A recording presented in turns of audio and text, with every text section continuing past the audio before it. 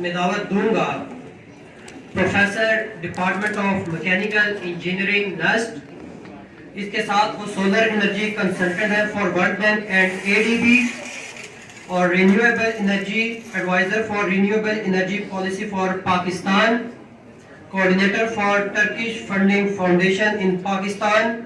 جناب پروفیسر احمد سہیل صاحب کہ وہ اسٹیج پر تشریف آئیں اور اپنے خیالات کا اظہار کریں۔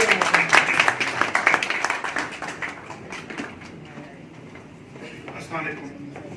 میرا تعارف میں آپ نے جمعیت کا تعارف نہیں ایڈ کیا۔ 1989-87 سے جمعیت سے پیغام سے تعارف ہوا اور پھر 90 سے 95 کا دور جمعیت کا رہا، اور اس کے بعد اتفاق سے کہ ٹرکش کا نام لیا تو ترکی جانے کا اتفاق ہوا۔ 1995 سے 2000 تک ترکی میں نے پھر میکینیکل اور ٹیکسٹائل انجینئرنگ کی، استنبول ٹیکنیکل یونیورسٹی جو کہ ٹرکش گورنمنٹ کی بلکہ سلطنت عثمانیہ کی پہلی مدرسہ مہندسیہ سے میں نے ترکی زبان میں اپنی ٹیکسٹائل انجینئرنگ کو مینیج کیا۔ پتہ ہوتا ہے میں نے ترکی زبان میں انجینئرنگ کی ہوگی تو اس وقت یقینی طور پہ ترکی زبان پہ عبور حاصل ہو، اور آج الحمدللہ پاکستان میں ترکی زبان بولے جانے والے افراد میں جو چند ایک افراد شامل ہیں، میرا بھی نام شامل ہے۔ الحمدللہ میں بڑے اچھے انداز سے ترکی زبان بول سکتا ہوں۔ اس کے بعد 2000 میں جب انجینئرنگ کی اور ملینیم سٹارٹ ہوا، 2000 کا آغاز تھا، تو ملینیم میں مجھے پھر یورپ میں داخلہ ملا، اور ابھی آپ نے سولر انرجی کا تعارف میں نے اسے دیکھا ہوگا، تو اتفاق سے میرا داخلہ میں آپ کو چونکہ جمعیت کا ایک سابق ہوں تو اس کی حیثیت سے اپنی آپ کی آپ تک بیان کر رہا ہوں۔ بہت سے ساتھیوں نے جمعیت کی دعوت کا تو بتایا ہوگا، میں آپ کو اپنی ماضی کی وہ اچیومنٹ بتانا چاہوں گا، ہم کہاں سے کہاں تک چلے، تاکہ آپ کو اندازہ ہو کہ جمعیت کے وہ ساتھی جو شاید اس وقت پیدا بھی ہوئے، بہت سے بچے 87 کی بات کر رہا ہوں میں، 87 میں جمعیت میں جو آئے، اور پھر 95 اس کے بعد آج تک ہم الحمدللہ تحریک کے ساتھ وابستہ ہیں ہر لحاظ سے۔ 2000 میں پھر مجھے سویڈن جانے کا اتفاق ہوا، آپ سب جانتے ہیں Scandinavia, Norway, Finland, Denmark, اور میں یقین طور پہ سویڈن میں رہا، اور وہاں پہ میں نے centre for advance study in solar energy technologies, ایک ایسے ملک میں سولر انرجی پڑھی جہاں سولر ہوتا ہی نہیں ہے۔ اگر آپ کو اسکینڈینیویا سویڈن کی جیوگرافی کا اندازہ ہو تو آپ جانتے ہیں 6 مہینے سورج، 6 مہینے اندھیرا ہوتا ہے، ان علاقوں میں 75 لیٹیٹیوڈ کو کراس کرتے ہیں آپ سورج ختم ہو جاتا ہے، اور آج کل وہاں پہ اتنا اندھیرا ہے کہ دن نکلنے کے وقت شاید یہ کہانیاں پڑھتے ہیں آپ لوگ یوٹیوب پہ بھی، تو ہمیں یاد پڑتے ہیں کہ رات کے 2 بجے سورج تھوڑی دیکھنے نکلتا ہے، پھر 2:30 بجے بند ہو جاتا ہے، نکلتا ہے، تو 6 مہینے کا یقینی طور پہ ایک اندھیرا وہاں پہ موجود ہے، اور ایک ایسے ملک میں زندگی گزارنا بہت مشکل ہو جاتا ہے جہاں پہ نہ ہر وقت یہ اندھیرا رہے، اور لوگ بہت ڈپریس ہوتے ہیں، کیونکہ سورج آپ کی زندگی میں بڑی اہمیت کا حامل ہے۔ سورج سے آپ کو وٹامن ڈی ملتی ہے، اور سورج سے آپ کے ایکٹیویٹیز کا آغاز ہوتے ہیں، لیکن ان ملکوں میں جہاں پہ سونی ایرکسن اور تمام قسم کی والوو، دنیا کے تمام موسٹ ایڈوانس ٹیکنالوجیز والا ملک ہونے کے باوجود، اور GDP کے اعتبار سے دنیا کا سب سے ایڈوانس ملک ہونے کے باوجود، وہاں پہ آپ سنتے ہوں گے کہ خودکشیوں کا رجحان بہت زیادہ ہے۔ اس کے لیے کہ وہاں کے معاشرے کے اندر ایک دوسرے میں وہ انٹریکشن نہیں ہے جو شاید ہم گرم معاشروں کے اندر ہوا کرتا ہے۔ 2000 میں جب میں نے سویڈن میں اپنا آغاز کیا تو 2003 میں واپسی ہوئی وہاں سے، اور تب سے آج تک اس سے پہلے تک میں نس کے اندر یونیورسٹی میں رہا۔ نس کا نام یقین طور پہ آپ سب جانتے ہوں گے، کالج آف EME جو ڈائیو کے ساتھ ایک کالج ہے آرمی کا، وہاں پہ میں نے 2003 میں as a assistant professor join کیا، اور تب سے لے کر 2015 تک میں EME کالج کے اندر رہا، اور میں نے پاکستان میں سولر انرجی کا انیشیٹو اس طرح لیا کہ 2000 میں شاید پاکستان میں سولر کا نام بھی نہیں لیتا تھا۔ اس وقت ہم نے سب سے بڑی انٹروینشن فاٹا کی تمام ایجنسیز کے اندر سولر کی، اور فاٹا کی 7 ڈفرنٹ ایجنسیز میں سولر واٹر پمپنگ کو انٹروڈیوس کروایا۔ اب تو بہت سنتے ہوں گے آپ، لیکن یہ باتیں تب کی جب سولر کو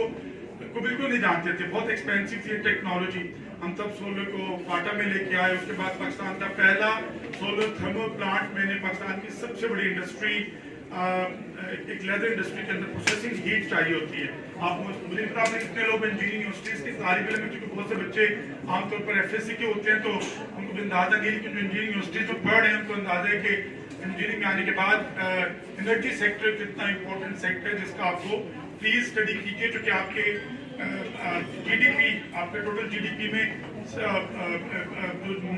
مین کنٹریبیوشن ہے وہ انرجی سیکٹر کی مس مینجمنٹ کی ہے۔ آپ اندازہ کیجیے کہ آپ ایک ایسے ملک کے باشندے ہیں کہ جہاں پہ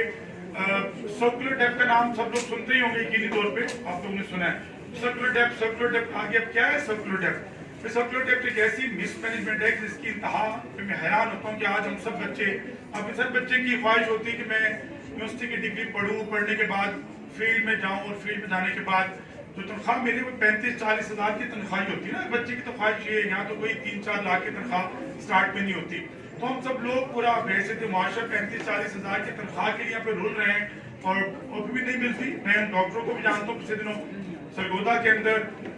17 MBBS ڈاکٹرز کے اسامیوں کے لیے 11,000 فیمیل ڈاکٹرز نے اپلائی کیا۔ ملک کا حالت تو یہ اکنامیکل ایکٹیویٹی نہیں ہے آپ کے ملک کے اندر، بیٹا آپ کو اپنے ملک کے اندر اکنامیکل ایکٹیویٹی کو پروموٹ کرنا ہے، جو کہ انفارچونیٹلی نہیں ہے۔ اس کی وجہ یہ ہوتی ہے کہ ہر سیکٹر کے اندر ہی آپ کے سامنے مس مینجمنٹ ہے، اور میں تھوڑا سا انرجی سیکٹر کا بندہ ہوں تو انرجی کے بارے میں بات کروں گا۔ اگر آپ کو یہ آئی ٹی پیز کا اندازہ ہے، آئی ٹی پیز کا ورڈ سنا ہوگا آپ نے، انڈیپینڈنٹ آئی پی ٹی جو ہوتے ہیں، I Ps independent power, I P Ps کی بات کروں، I P Ps independent power producers تھے۔ 92 میں ایک پالیسی محترمہ بینظیر بھٹو لے کے آئیں، وہ یہ تھی کہ پاکستان میں انرجی کا گیپ آیا، تو کہا گیا کہ جی ضرورت ہے بہت زیادہ پاور کی، تو کیا کیا جائے؟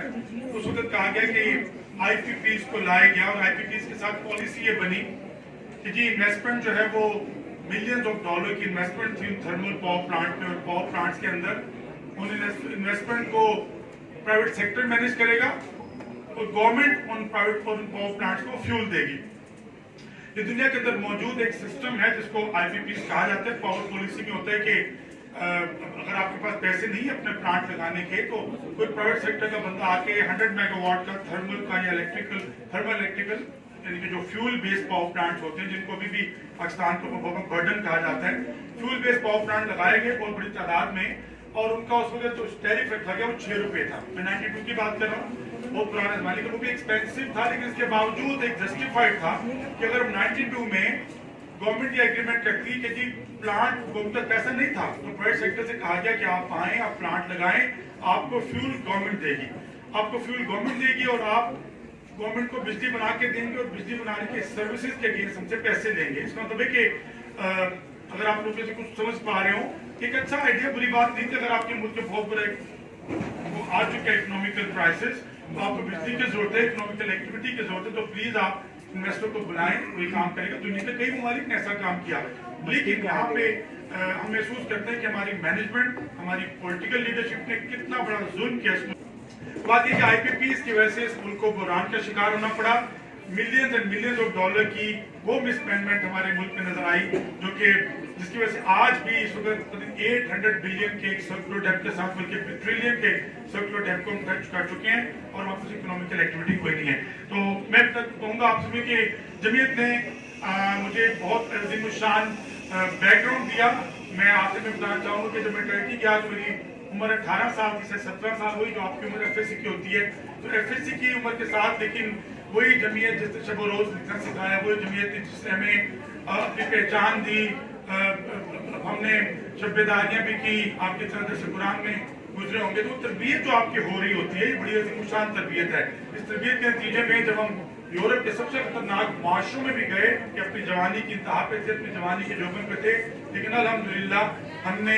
اپنے آپ کو، اپنے کریکٹر کو بہت عظیم رکھا، اور میں شکریہ ادا کرنا چاہوں گا اس تربیت کا اور اس تنظیم کا، اور ہم سب مرہون منت ہیں۔ آج تو شاید آپ کو احساس نہیں ہو رہا ہوگا، لیکن آج سے 15-20 سال بعد جب آپ میری ایج پہ آئیں گے تو آپ کو اندازہ ہوگا کہ کتنی عظیم ہے یہ تحریک جس کے ساتھ آپ اٹیچ ہیں، اور آپ اتنے کامیاب افراد ہیں۔ میں بتا دوں آپ کو، جب آپ معاشرے میں نکلیں گے آج سے 5 سال کے بعد،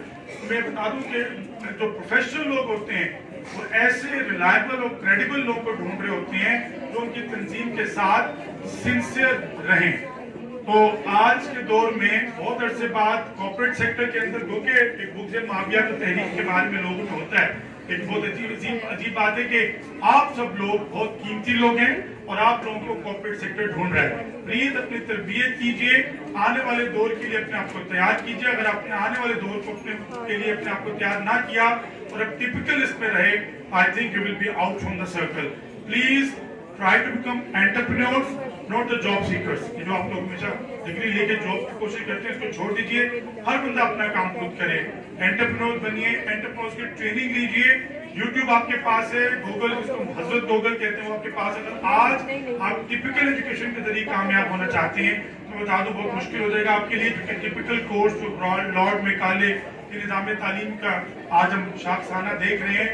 MA BA बल्कि मैंने बताया MBBS की डिग्री भी आज आउट हो जाएगी, बस टेली मेडिसिन आपके सामने आ रही है। प्लीज दुनिया की तब्दील होती हुई हवा में अपने आप को तब्दील करने की कोशिश कीजिए और दुनिया के लिए अजीम शान आप उस वक्त होंगे जब आज की नीड्स पूरी करने की कोशिश करेंगे। प्लीज हमेशा हम जैसे बूढ़ों के साथ ताल्लुक रखा कीजिए, हम आपको बहुत कुछ सिखाएंगे।